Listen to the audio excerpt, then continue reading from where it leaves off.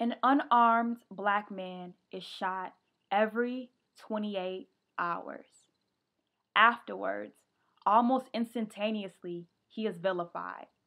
Questions are asked. What did he do to deserve it? Why didn't he listen to the police? Pictures are posted and narratives are woven by the media to justify them mercilessly murdering them on the streets for their alleged crimes, instead of in a courtroom with a jury of their peers. So who are they really? The part of them that the media never allows the world to see. What are the snapshots that get overlooked? What really happened to them in those last fateful moments? John Crawford, 22 years old, Beaver Creek, Ohio. He was holding a toy gun as he stood in the toy section of Walmart before the police shot him to death in the same aisle. Last words, it's not real. Sean Bell, 23 years old, Queens, New York. He was driving away from his bachelor's party with his friends, Joseph and Trent. Suddenly, he hit a minivan.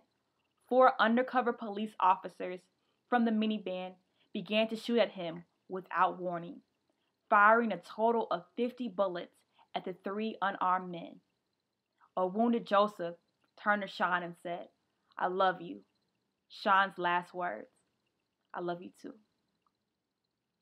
Trayvon Martin, 17 years old, Sanford, Florida. Killed while walking through a gated community by a neighborhood watch volunteer. George Zimmerman, under the suspicion that he would inflict harm. He held a can of Arizona iced tea and a bag of Skittles. Rachel Gentile was on the phone with Trayvon Martin, moments before the scuffle that ended his life. The last words Gentile heard was Trayvon's recant, "What are you following me for?" Michael Brown, 18 years old, Ferguson, Missouri. Police officer Darren Wilson shot him at least 6 times, twice in the head. Michael was unarmed. His friend and eyewitness reported that Michael's last words were spoken with his hands above his head. "I don't have a gun. Stop shooting." Amadou Diallo, 22 years old, Bronx, New York.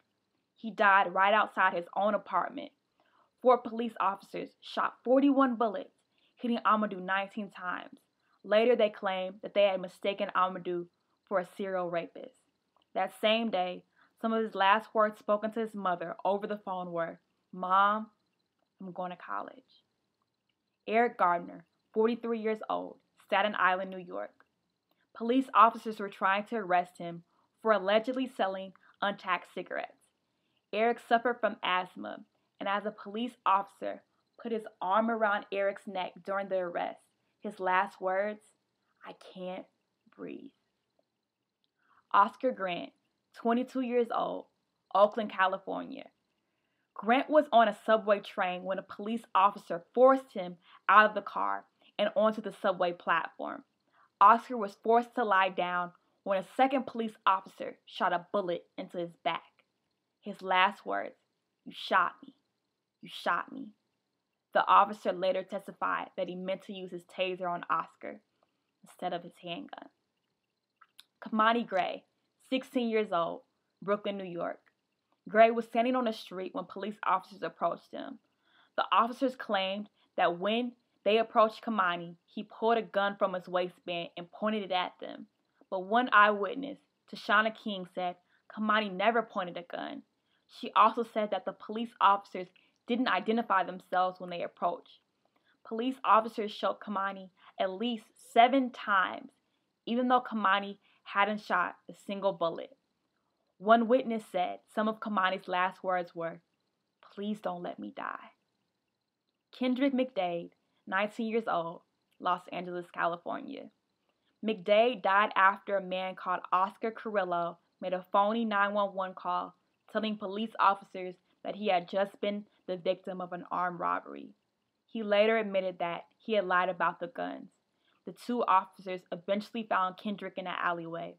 They began shooting after Kendrick apparently moved his waistband. But Kendrick didn't have a gun on him. All he had was his cell phone in his pocket.